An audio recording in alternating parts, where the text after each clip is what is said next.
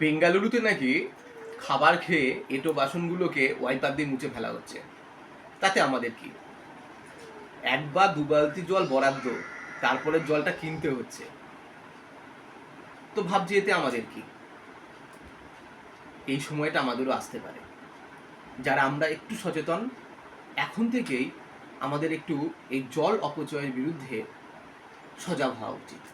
আমাদের বাড়ির কিছু কিছু কাজ, সেগুলো যদি আমরা কম একটু জল অপচয় করে করতে পারি, তাহলে কেমন হয়? আসুন দেখে নিই।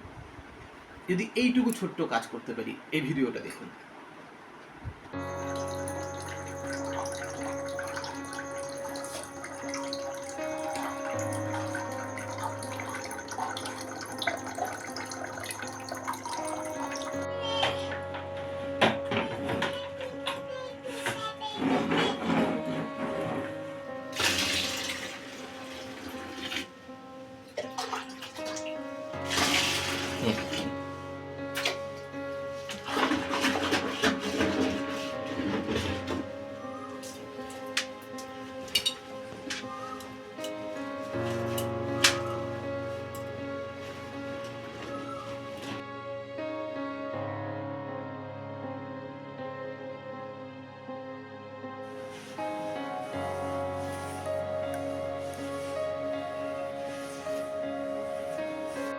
এটা তো শুধুমাত্র একটা উদাহরণ।